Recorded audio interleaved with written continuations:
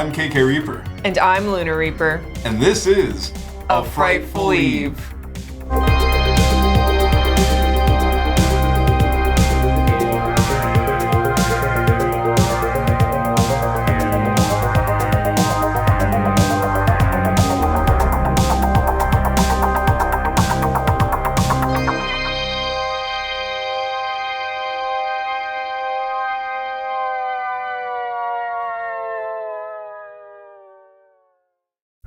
This episode, we will be reviewing Pearl, the prequel to the A24 film X, about a young girl trapped on her family's isolated farm and forced to tend to her ailing father under the bitter and overbearing watch of her devout mother. Hoping for a more glamorous life, Pearl's ambitions, temptations, and repressions all collide to horrific effect. But first, the horror news.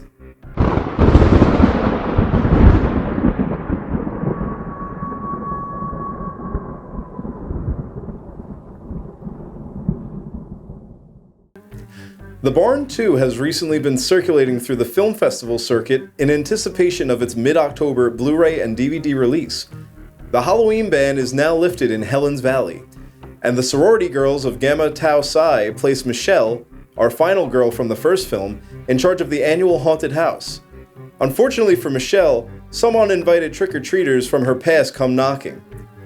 It's a horror-studded cast in this one, including Doug Bradley, Joe Bob Briggs, Lloyd Kaufman, and Ari Lehman, to name a few. If you were lucky enough to catch the screening at New Jersey HorrorCon, you know it's filled with great practical and visual effects, packed into the classic 80s slasher aesthetic. Be sure to sign up when pre-orders become available on the Scream Team releasing website. Something in the Dirt is coming to theaters. Two neighbors witness what could be the supernatural. Despite being horrified with this new information, they soon realize that this could be something to make some serious cash off of. Even though the trailer does not give much away, that is all the more reason to see Something in the Dirt. Could this really be about the supernatural? Or possible satire on the dedication of conspiracy theorists? Find out this November 4th. The popular Friday the 13th fan film, Vengeance, will be getting a sequel this October 6th. Vengeance 2, Bloodlines, brings back Elias Voorhees, Jason's father, played by CJ Graham, and centers around the plans he has for his undead son, played by Jason Brooks, that involve bringing an end to the Jarvis family once and for all. It also brings back familiar faces such as Darcy Demos, who will be reprising the role of Nikki, implying her survival of the RV crash in Part 6, and writer and director of Part 6, Tom McLaughlin. For a fan-made production, Jason Brooks really seems to pull out all the stops in terms of cinematography, casting, and brutal kills, just based on the trailer alone. You can see Jason continue his massacre for free on Jason Brooks' official YouTube channel. Now on Hulu, Steve Carell stars in The Patient. An extremely successful and recently widowed therapist named Alan finds himself to be a prisoner of his most troubled patient, Sam. Sam expresses how he has the uncontrollable need to kill that only Alan can help him with. While Alan navigates through Sam's mind, he is running out of time before he may very well be the next victim. Already, we are hooked on this thriller that keeps you at the edge of your seat. Carell and Gleason's acting is amazing and will keep you waiting for the next episode. Pray for the Devil will be possessing us in theaters October 28th. The Roman Catholic Church combats a global rise in demonic possessions by reopening schools to train priests to perform exorcisms. Although nuns are forbidden to perform this ritual, a professor recognizes Sister Anne's gifts and agrees to train her. Thrust onto the spiritual front line, she soon finds herself in a battle for the soul of a young girl who's possessed by the same demon that tormented her own mother years earlier. From the director of 2010's The Last Exorcism, Daniel Stamm, the trailer is full of disturbing horrors. It is sure to be a terrifying time to close out the Halloween season. Dahmer is now on Netflix. It is not a surprise that one of the most infamous serial killers of all time has once again captured our attention.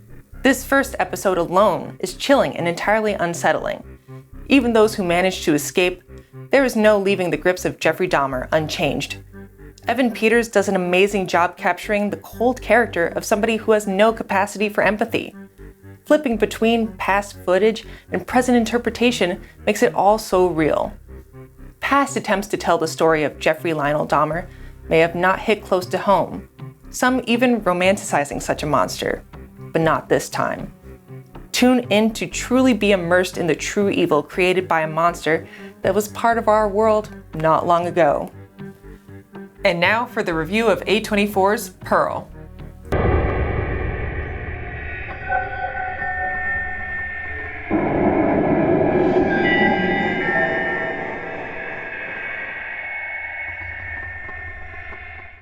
I mean, it's no surprise that this did very well. Oh yeah, you had told me about to watch X before we went to the movie theater. Yes, I did. And even that, as a preemptive, I was like, at first I was a little lost, and then as the end started to come to fruition with the old people fooling around, everyone fooling around, I was like, oh, this is kind of interesting turn on things. And preparing for Pearl, and Pearl really takes off so much more than X did, I feel like. I know. It's amazing, and Mia Goth as a performer from X playing the old woman and Maxine, which not a lot of people knew. Yeah, I've had no idea until you told me. Oh, that makeup was spectacular. The makeup was spectacular. The acting was so separated from Maxine's character and and Pearl. Yeah. Going into Pearl, where she's allowed to be her own age, obviously, Mia Goth's own age, and really carrying this movie on her back throughout her entire performance is... Wow. I mean, the movie was such a very focused on attention to her. Everything else was more of a side quest, but if they picked the wrong actress, if she played this the wrong way, this could have tanked so fast. And she just... If this was anyone else, if it was somebody that was a dull character, a dull actress or something like that, it just wouldn't hit properly. No. And it had good effects, it had a good storyline outside of the character herself, but if they didn't pick Mia Goth to play that role, I think it would have fell flat. I don't think that it would have had that same impact, that same crazy. I think a lot of people think that playing a sociopath is easy, but I don't really think it is. And I think she took the time to really develop that rather than just be someone who's nuts. You can see the layers of she's this person doing these horrible things, but she's fully convinced in her mind that she doesn't understand what she's doing, that she doesn't know what she's wrong, she doesn't know why everyone's leaving her.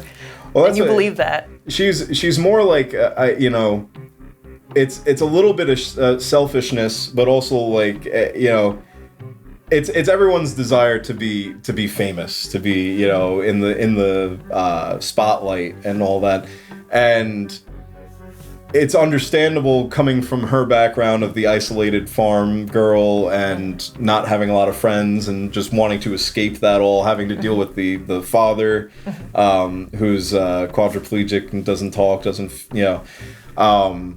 she wants to escape that, but it also just dives right into how unhinged it makes her.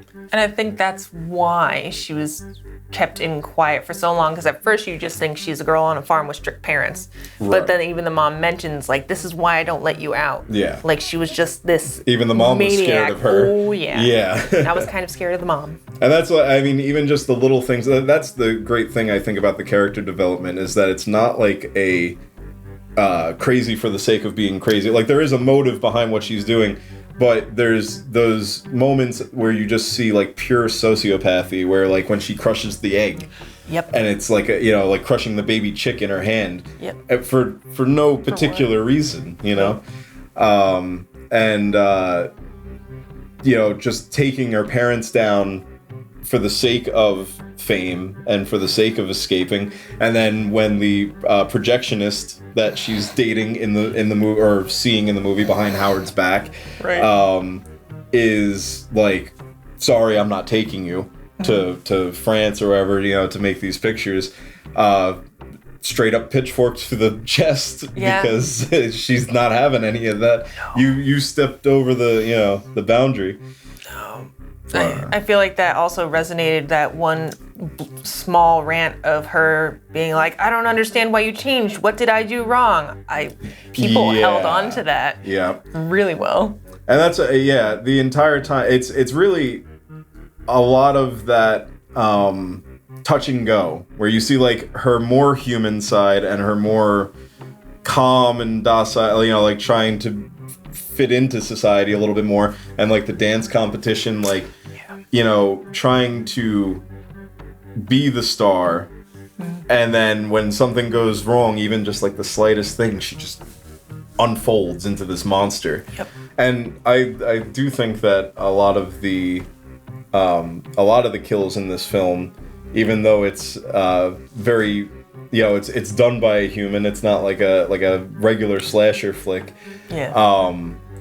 but it's gruesome, and even just like the little things, her pinching the dad to, are you in there? I could feel you squirming in the movie theaters. Yeah, because to know that obviously he does still feel, it makes it that much worse. Like, he can't defend himself, he can't do anything, and she's just like, I don't care. I don't like you. The mom goes being set aflame, and that almost like it's set up to almost feel like an accident. I'm still not convinced of whether it was an accident or not, because even she seems genuinely surprised when her mom goes up, catches on fire. Right. And then the same thing, like the whole sequence, which again really sells the crazy, sleeping with the corpse, like just laying on her chest and putting her dead arm around her. So there's that's the weird thing, is that like there's this little bit of humanity in her, and there's this little bit of like remorsefulness for the way that she is. And she acknowledges that, I guess, towards the end of the film, when she goes into that rant to Mitzi, the sister-in-law. Oh my god! And watching that unfold, that was one of the things I remember we said in the movie theater. It was like a little bit lengthy. Yes. It almost feels like it's going a little too long, but very impressive in how it's done, in the fact that Mia Goth was able to just keep that rolling for that continuous take. But it really does, it's unsettling, to say the least. And to feel Mitzi thinking that she's just about to have some girl talk with her sister-in-law. Right. Being like, oh my gosh, like, did you... Tell me how you really feel about Howard. Are you worried about the war? And she's like, well, and you could just I feel... wish Howard was dead. I wish he was dead. I slept with these people and just... Yeah. And I killed these people, but I didn't mean to. And just, That was I think that's also an interesting aspect about it too, is that you're watching Pearl tell this whole story as if she's talking to Howard. You never once see Mitzi that entire shot, so you have no idea how she's reacting on the other side of the table, and you can only assume in your head she's like horrified, which, when it finally pans back, she actually keeps her composure very well, considering that Pearl unloads the fact that she's murdered several times, cheated on her brother. Yep. And, has all these fantasies about him being dead and all this just absolute insanity. Yeah, which takes me back to that take in more so the beginning, when she's viewing him or imagining him coming home, and it's just him waving, and then he explodes. Yeah. That got me. And those were very cool visuals too. The fact that those things were haunting her, or those were the things that she wanted to happen. Yeah. Like, she obviously had this aggression towards Howard for not taking her away from where she was. Yeah. She felt that he left her, even though, I'm sure it wasn't his choice to be in the war at that period of time. Probably not. But, when she's doing the dance recital, that's again another thing, very, very cinematically pleasing to look at. Yeah. Where you get a look at what's inside her head. She thinks that she's God's gift to dancing. Yes. And she's dancing among this whole war theme in the background. Bombs going off. Right. Bodies everywhere with a little tune. Yeah, with a little dancing on the graves. But then when she gets rejected by the judges and has a meltdown, she sees all the people that's rejected her or left her where she is. Yeah. You know, and to get a good look at those effects too was very interesting to see, like, Howard all destroyed from what she envisioned as him getting blown up by the bomb. Her mother. The mother being all burned along the side of the face. The father being, I forget, did he get smothered to death, right? Pillowcase. Yep, yeah. So that, that's very cool in terms of seeing the effects as in broad daylight as you could. Yes. And very well done. No. They did not hide behind jump scares. They didn't hide behind shadows. Like, it was very... Yeah. A lot of it was in daylight. Yeah. And that's the Mitzi scene getting hacked by the axe. You felt that dread because you really thought she was gonna... Just let her go. Walk away, and she just walks out calm as can be, decides to get the pitchfork, and you're like... You can walk a little bit faster. Yeah, right. Take you the heels off. Come on, go. Let's go. I know you can do it. Stop screaming. The farm's miles away from anybody. Just go. And that's that. Of course, the iconic tripping over nothing. That was one thing that I have a little bit of strife with. I'm like, what did she trip? It was literally a dirt road. Her dainty little lady ankles. Yeah, right. One just snapped in the midst of She's running. She's blonde, Oh no, yeah, right. Of course. Yeah. But yeah, as far as setting up like you said, they didn't rely on jump scares pretty much at all. No. It was really just so I wouldn't put it at the same level as Hereditary in terms of uncomfortable, but it was up there in the sense that you felt like skeeved out by what was happening, Yes. It wasn't just blood and guts, it wasn't just like jump scares, it was, oh my god, this woman is insane. Yep. And just destroying people. This woman's insane. This whole family dynamic is uncomfortable. Just yes. The moment she like wins you over a little bit. Like, I do like when movies get you to be like, oh, like, she just wants to leave this stupid, horrible life. And then the moment you start feeling that's when, she acts in her true nature, and you're like, oh shit, like maybe you should stay on the farm a little bit. Yeah, right. But suddenly you're like, maybe the funny farm. The funny farm. The funny farm. Yes. Where you belong. And I guess that really brings us to the conclusion with the whole setup of family dinner. Oh. With the decayed pig carcass in the middle of the table. And what a waste. Everyone's set up. I mean, talk about undeniable loyalty. I am so concerned for Howard. What? They leave it off, and I mean that's a great shot of Mia Goth with the welcome home and just frozen there for the entire end credits as she starts like tearing up and still smiling or doing whatever she's contorting her face with. It's like, again, beginning to end, she doesn't stop. It's crazy. I couldn't imagine looking at the camera like that for, what was it, like 10 minutes?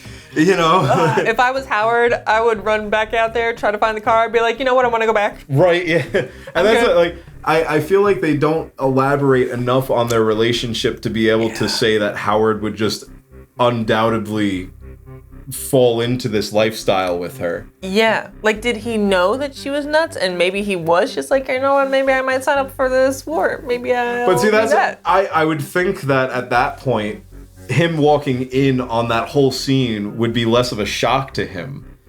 Because, I mean, like, of course, the initial shock, like, oh my god, but if you know that she is out of her mind and capable of hurting people and killing people, then you should just sort of be like, oh boy, what did I get myself into? You know, like maybe he didn't know to that extent. Maybe it was one of those little moments where it's just like, oh, my wife's a little, bummed out. she gets confused at night.